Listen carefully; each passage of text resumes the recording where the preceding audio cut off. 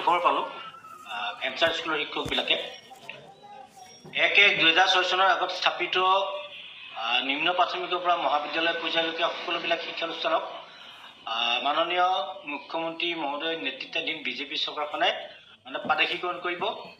এই কথাটো জানুৱাৰী 2025 জানুৱাৰী 10 তাৰিখে যি কেবিনেট হৈছিল, এই কেবিনেটত সিদ্ধান্ত হ'ল এখন সাব কমিটি বনাই দিলে। তাৰ পৰৱৰ্তী সময়ত বাজেট অধিৱেশনতো এই বিষয়ে সবিস্তাৰে আলোচনা হ'ল আৰু চৰকাৰে সিদ্ধান্ত লোৱা বুলি মাননীয় মুখ্যমন্ত্ৰী মহোদয়, শিক্ষামন্ত্ৰী মহোদয় বা বিত্তমন্ত্ৰীয়ে ঘোষণা কৰিলে। বহুতবাৰ ঘোষণা শুনিলোঁ, কিন্তু এতিয়া আমি দেখিছোঁ যে পৰৱৰ্তী সময়ত আমাৰ এই 6 চনৰ আগত স্থাপিত হোৱা যিখিনি শিক্ষানুষ্ঠান, এই শিক্ষানুষ্ঠানখিনিক প্ৰাদেশিকৰণ কৰাৰ কাৰণে চৰকাৰে এই ঘোষণাই কৰি থাকিব, সিদ্ধান্তবিলাক সিদ্ধান্ত হৈ থাকিব, এই কথাটোত কিন্তু আমাৰ অকণমান সন্দেহ হৈছে। এইকাৰণে সন্দেহ হৈছে, আমি বিশিষ্ট সূত্ৰে গম পাইছোঁ যে সাব কমিটিখনে যিখিনি প্ৰাৰম্ভিক মানে কাম, অৰ্থাৎ যিখন প্ৰতিবেদন মাননীয় মুখ্যমন্ত্ৰী মহোদয়ক বনাই দিব লাগে, এই কথাটোত মানে তেওঁলোকে কথাটো আনুষ্ঠানিক কৰা নাই। তাৰ পৰৱৰ্তী সময়ত যেনিবা যিখিনি যাৱতীয় প্ৰাৰম্ভিক কাম, এই কাম কাজৰ কোনো মানে 1% কাম হোৱা নাই। গতিকে যদি শিক্ষানুষ্ঠানখিনি প্ৰাদেশিকৰণ কৰাৰ সিদ্ধান্ত লৈছে আৰু যদি প্ৰাৰম্ভিক কামখিনিয়ে একো হোৱা নাই, তেতিয়া প্ৰাদেশিকৰণ কেতিয়া কৰিব? আৰু আটাইতকৈ ডাঙৰ কথাটো হ'ল যে 1-1-2006 চনৰ আগত স্থাপিত শিক্ষানুষ্ঠানখিনিক প্ৰাদেশিকৰণ কৰিম বুলি কৈছে। সমান্তৰালভাৱে কিন্তু এই শিক্ষানুষ্ঠানখিনিক এতিয়াও বিনামূলীয়া পাঠ্যপুথি বা ইউনিফৰ্ম বা মিড ডে মিল এইবিলাকৰ পৰা বঞ্চিত কৰি ৰখা হৈছে। আমি সদৌ অসম অপাৰেজিত শিক্ষক কৰ্মচাৰী সংস্থাই মাননীয় মুখ্যমন্ত্ৰী মহোদয় আৰু মাননীয় শিক্ষামন্ত্ৰী মহোদয় আমি আহ্বান জনাইছোঁ যে যিহেতু অসম চৰকাৰে এই শিক্ষানুষ্ঠানখিনিক প্ৰাদেশিকৰণ কৰাৰ সিদ্ধান্ত লৈছে আৰু এয়া সিদ্ধান্ত আনুষ্ঠানিক হৈছে, ৰাজহুৱা হৈছে, বিধানসভাত গৃহীত হৈছে বুলি আমি ধৰি লৈছোঁ। যদি হৈছে তেতিয়াহ'লে 1-1-6 চনৰ আগত যিখিনি বৰ্তমান শিক্ষানুষ্ঠান আছে, এই শিক্ষানুষ্ঠানখিনিক যথাযথ চৰকাৰী সা সুবিধাখিনি দিব লাগে। ইতিমধ্যে আমি আমাৰ শিক্ষানুষ্ঠানবিলাকৰ মুৰব্বীসকল যেতিয়া কিতাপ আনিবলৈ গৈছে, বিনামূলীয়া পাঠ্যপুথি আনিবলৈ গৈছে, তাতে কৈছে যে ভেঞ্চাৰ স্কুলক পিছত দিয়া হ'ব আৰু চৰকাৰী স্কুলক আগত দিয়া হ'ব। এতিয়া এই কথাটো আজি কিছুদিনৰ পৰা চলি আছে যে ভেঞ্চাৰ স্কুলত পাঠদান গ্ৰহণ কৰা ছাত্ৰ ছাত্ৰীসকলক ভেঞ্চাৰ কিয় সাজিছে চৰকাৰখনে, আৰু বাৰে বাৰে এই ছাত্ৰ ছাত্ৰীসকলক বঞ্চিত কৰাৰ।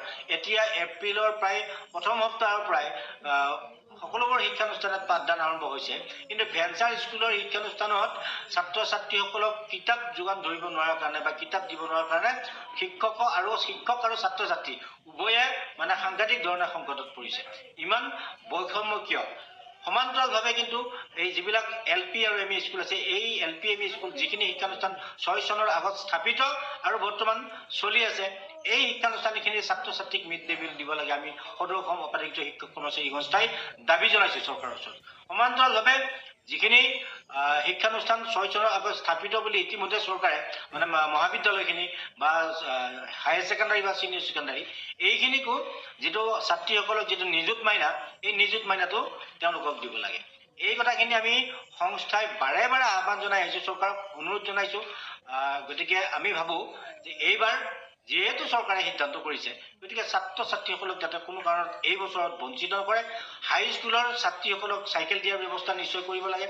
এই কথাখিনি আমি সদৌ অসম অপাৰেজিত শিক্ষক কৰ্মচাৰী সংস্থাই মাননীয় মুখ্যমন্ত্ৰী মহোদয়, মাননীয় শিক্ষামন্ত্ৰী মহোদয় আৰু অসম চৰকাৰখনক আমি আহ্বান জনাইছোঁ। আৰু সমান্তৰালভাৱে এটা কথা কৈছোঁ যে এই 2025 চনৰ ভিতৰতে আমাৰ এই অৱশিষ্ট যিখিনি শিক্ষানুষ্ঠান 6 চনৰ আগত স্থাপিত, এই স্থাপিত শিক্ষানুষ্ঠানখিনিক প্ৰাদেশিকৰণৰ গোটেই প্ৰক্ৰিয়াটো শেষ কৰি 25 চনৰ ভিতৰতে আমাক যাতে শিক্ষকসকলক নিযুক্তি পত্ৰ দিয়াৰ ব্যৱস্থা কৰে, তাৰ বাবে চৰকাৰৰ ওচৰত আমি আহ্বান জনালোঁ। এইখিনিতে আৰু এটা কথা ক'ব বিচাৰিছোঁ যে আমাৰ মাননীয় মুখ্যমন্ত্ৰী মহোদয়ে সেইদিনাখন শোণিতপুৰত সাংবাদিকৰ প্ৰশ্নৰ উত্তৰত কৈছে যে বঞ্চিতসকলৰ কাৰণে, যে বঞ্চিত বুলি ক'লে 2 লাখ ওলাই আহিব। ইয়াত আমি মানিছোঁ 2 লাখ ওলাই আহিব। তেওঁ কৈছে যে যিসকল যোগ্য, এই যোগ্যসকলক আমি যিমান পাৰি সহায় কৰিম। অৰ্থাৎ আমি আশা কৰিছোঁ যে তেখেতে যোগ্যৰ পৰিভাষা কি হ'ব এই কথাটো তেখেতে নিশ্চয় নিৰ্ণয় কৰিব। গতিকে আমিও বিচাৰিছোঁ যিসকল যোগ্য বঞ্চিত শিক্ষক আছে, এই যোগ্য বিবেচিত কৰাৰ যিটো পৰিভাষাটো ৰাজহুৱা কৰিব লাগে আৰু সমান্তৰালভাৱে তেওঁলোককো এই প্ৰাদেশিকৰণৰ আওতাত লৈ একেলগে আমাৰ এই শিক্ষানুষ্ঠানখিনিক আৰু এই বঞ্চিত শিক্ষকসকলক প্ৰাদেশিকৰণ কৰাৰ ব্যৱস্থা কৰিবলৈ মাননীয় মুখ্যমন্ত্ৰী মহোদয়, মাননীয় শিক্ষামন্ত্ৰী মহোদয় আৰু অসম চৰকাৰখনক আমি সদৌ অসম অপাধিকৃত শিক্ষক কৰ্মচাৰী সংস্থাৰ তৰফৰ পৰা বিনম্ৰ আহ্বান জনালোঁ। ধন্যবাদ। ভাল খবৰ পালোঁ। ভেঞ্চাৰ স্কুলৰ শিক্ষকবিলাকে 1/1/2006 চনৰ আগত স্থাপিত নিম্ন প্ৰাথমিকৰ পৰা মহাবিদ্যালয় পৰ্যায়লৈকে সকলোবিলাক শিক্ষানুষ্ঠানক মাননীয় মুখ্যমন্ত্ৰী মহোদয়ৰ নেতৃত্বাধীন বিজেপি চৰকাৰখনে প্ৰাদেশিকৰণ কৰিব। এই কথাটো 2025 জানুৱাৰী 10 তাৰিখে যি কেবিনেট হৈছিল, এই কেবিনেটত সিদ্ধান্ত হ'ল এখন চাব কমিটি বনাই দিলে। তাৰ পৰৱৰ্তী সময়ত বাজেট অধিৱেশনতো এই বিষয়ে সবিস্তাৰে আলোচনা হ'ল আৰু চৰকাৰে সিদ্ধান্ত লোৱা বুলি মাননীয় মুখ্যমন্ত্ৰী মহোদয়, শিক্ষামন্ত্ৰী মহোদয় বা বিত্তমন্ত্ৰীয়ে ঘোষণা কৰিলে। বহুতবাৰ ঘোষণা শুনিলোঁ, কিন্তু এতিয়া আমি দেখিছোঁ যে পৰৱৰ্তী সময়ত আমাৰ এই 6 চনৰ আগত স্থাপিত হোৱা যিখিনি শিক্ষানুষ্ঠান, এই শিক্ষানুষ্ঠানখিনিক প্ৰাদেশিকৰণ কৰাৰ কাৰণে চৰকাৰে এই ঘোষণাই কৰি থাকিব, সিদ্ধান্তবিলাক সিদ্ধান্ত হৈ থাকিব। এই কথাটোত কিন্তু আমাৰ অকণমান সন্দেহ হৈছে। এইকাৰণে সন্দেহ হৈছে, আমি বিশিষ্ট সূত্ৰে গম পাইছোঁ যে চাব কমিটিখনে যিখিনি প্ৰাৰম্ভিক কাম, অৰ্থাৎ যিখন প্ৰতিবেদন মাননীয় মুখ্যমন্ত্ৰী মহোদয়ক বনাই দিব লাগে, এই কথাটোত তেওঁলোকে কথাটো আনুষ্ঠানিক কৰা নাই। তাৰ পৰৱৰ্তী সময়ত যেনিবা যিখিনি যাৱতীয় প্ৰাৰম্ভিক কাম, এই কাম কাজৰ কোনো 1% কাম হোৱা নাই। গতিকে যদি শিক্ষানুষ্ঠানখিনি প্ৰাদেশিকৰণ কৰাৰ সিদ্ধান্ত লৈছে আৰু যদি প্ৰাৰম্ভিক কামখিনিয়ে একো হোৱা নাই, তেতিয়া প্ৰাদেশিকৰণ কেতিয়া কৰিব? আৰু আটাইতকৈ ডাঙৰ কথাটো হ'ল যে 1/1/2006 চনৰ আগত স্থাপিত শিক্ষানুষ্ঠানখিনিক প্ৰাদেশিকৰণ কৰিম বুলি কৈছে। সমান্তৰালভাৱে কিন্তু এই শিক্ষানুষ্ঠানখিনিক এতিয়াও বিনামূলীয়া পাঠ্যপুথি বা ইউনিফৰ্ম বা মিড ডে মিল এইবিলাকৰ পৰা বঞ্চিত কৰি ৰখা হৈছে। আমি সদৌ অসম অপাধিকৃত শিক্ষক কৰ্মচাৰী সংস্থাই মাননীয় মুখ্যমন্ত্ৰী মহোদয় আৰু মাননীয় শিক্ষামন্ত্ৰী মহোদয় আমি আহ্বান জনাইছোঁ যে যিহেতু অসম চৰকাৰে এই শিক্ষানুষ্ঠানখিনিক প্ৰাদেশিকৰণ কৰাৰ সিদ্ধান্ত লৈছে আৰু এয়া সিদ্ধান্ত আনুষ্ঠানিক হৈছে, ৰাজহুৱা হৈছে, বিধানসভাত গৃহীত হৈছে বুলি আমি ধৰি লৈছোঁ। যদি হৈছে, তেতিয়াহ'লে 1/1/6 চনৰ আগত যিখিনি বৰ্তমান শিক্ষানুষ্ঠান আছে, এই শিক্ষানুষ্ঠানখিনিক যথাযথ চৰকাৰী সা সুবিধাখিনি দিব লাগে। ইতিমধ্যে আমি আমাৰ শিক্ষানুষ্ঠানবিলাকৰ মুৰব্বীসকল যেতিয়া কিতাপ আনিবলৈ গৈছে, বিনামূলীয়া পাঠ্যপুথি আনিবলৈ গৈছে, তাতে কৈছে যে ভেঞ্চাৰ স্কুলক পিছত দিয়া হ'ব আৰু চৰকাৰী স্কুলক আগত দিয়া হ'ব। এতিয়া এই কথাটো আজি কিছুদিনৰ পৰা চলি আছে যে ভেঞ্চাৰ স্কুলত পাঠদান গ্ৰহণ কৰা ছাত্ৰ ছাত্ৰীসকলক ভেঞ্চাৰ কিয় সাজিছে চৰকাৰখনে, আৰু বাৰে বাৰে এই ছাত্ৰ ছাত্ৰীসকলক বঞ্চিত কৰাৰ। এতিয়া এপ্ৰিলৰ প্ৰায় প্ৰথম সপ্তাহৰ পৰাই সকলোবোৰ শিক্ষানুষ্ঠানত পাঠদান আৰম্ভ হৈছে, কিন্তু ভেঞ্চাৰ স্কুলৰ শিক্ষানুষ্ঠানত ছাত্ৰ ছাত্ৰীসকলক কিতাপ যোগান ধৰিব নোৱাৰাৰ কাৰণে বা কিতাপ দিব নোৱাৰাৰ কাৰণে শিক্ষক আৰু ছাত্ৰ ছাত্ৰী উভয়ে সাংঘাতিক ধৰণে সংকটত পৰিছে। ইমান বৈষম্য কিয়? সমান্তৰালভাৱে কিন্তু এই যিবিলাক LP আৰু ME স্কুল আছে, এই LP ME স্কুল যিখিনি শিক্ষানুষ্ঠান 6 চনৰ আগত স্থাপিত আৰু বৰ্তমান চলি আছে, এই শিক্ষানুষ্ঠানখিনিৰ ছাত্ৰ ছাত্ৰীক মিড ডে মিল দিব লাগে। আমি সদৌ অসম অপাধিকৃত শিক্ষক কৰ্মচাৰী সংস্থাই দাবী জনাইছোঁ চৰকাৰৰ ওচৰত। সমান্তৰালভাৱে যিখিনি শিক্ষানুষ্ঠান 6 চনৰ আগত স্থাপিত বুলি ইতিমধ্যে চৰকাৰে মহাবিদ্যালয়খিনি বা হায়াৰ ছেকেণ্ডাৰী বা ছিনিয়ৰ ছেকেণ্ডাৰী এইখিনিকো যিটো ছাত্ৰীসকলক যিটো নিযুত মাইনা, এই নিযুত মাইনাটো তেওঁলোকক দিব লাগে। এই কথাখিনি আমি সংস্থাই বাৰে বাৰে আহ্বান জনাই আহিছোঁ, চৰকাৰক অনুৰোধ জনাইছোঁ।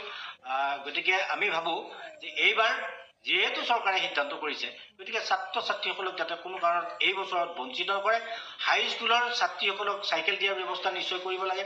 এই কথাখিনি আমি সদৌ অসম অপাধিকৃত শিক্ষক কৰ্মচাৰী সংস্থাই মাননীয় মুখ্যমন্ত্ৰী মহোদয়, মাননীয় শিক্ষামন্ত্ৰী মহোদয় আৰু অসম চৰকাৰখনক আমি আহ্বান জনাইছোঁ। আৰু সমান্তৰালভাৱে এটা কথা কৈছোঁ যে এই 2025 চনৰ ভিতৰতে আমাৰ এই অৱশিষ্ট যিখিনি শিক্ষানুষ্ঠান 6 চনৰ আগত স্থাপিত, এই স্থাপিত শিক্ষানুষ্ঠানখিনিক প্ৰাদেশিকৰণৰ গোটেই প্ৰক্ৰিয়াটো শেষ কৰি 25 চনৰ ভিতৰতে আমাক যাতে শিক্ষকসকলক নিযুক্তি পত্ৰ দিয়াৰ ব্যৱস্থা কৰে, তাৰ বাবে চৰকাৰৰ ওচৰত আমি আহ্বান জনালোঁ। এইখিনিতে আৰু এটা কথা ক'ব বিচাৰিছোঁ যে আমাৰ মাননীয় মুখ্যমন্ত্ৰী মহোদয়ে সেইদিনাখন শোণিতপুৰত সাংবাদিকৰ প্ৰশ্নৰ উত্তৰত কৈছে যে বঞ্চিতসকলৰ কাৰণে, যে বঞ্চিত বুলি ক'লে 2 লাখ ওলাই আহিব। য়েছ, আমি মানিছোঁ 2 লাখ ওলাই আহিব। তেওঁ কৈছে যে যিসকল যোগ্য এই যোগ্যসকলক আমি যিমান পাৰি সহায় কৰিম। অৰ্থাৎ আমি আশা কৰিছোঁ যে তেখেতে যোগ্যৰ পৰিভাষা কি হ'ব এই কথাটো তেখেতে নিশ্চয় নিৰ্ণয় কৰিব। গতিকে আমিও বিচাৰিছোঁ যিসকল যোগ্য বঞ্চিত শিক্ষক আছে এই যোগ্য বিবেচিত কৰাৰ যিটো পৰিভাষাটো ৰাজহুৱা কৰিব লাগে আৰু সমান্তৰালভাৱে তেওঁলোককো এই প্ৰাদেশিকৰণৰ আওতাত লৈ একেলগে আমাৰ এই শিক্ষানুষ্ঠানখিনিক আৰু এই বঞ্চিত শিক্ষকসকলক প্ৰাদেশিকৰণ কৰাৰ ব্যৱস্থা কৰিবলৈ মাননীয় মুখ্যমন্ত্ৰী মহোদয়, মাননীয় শিক্ষামন্ত্ৰী মহোদয় আৰু অসম চৰকাৰখনক আমি সদৌ অসম অপ্ৰাধিকৃত শিক্ষক কৰ্মচাৰী সংস্থাৰ তৰফৰ পৰা বিনম্ৰ আহ্বান জনালোঁ। ধন্যবাদ।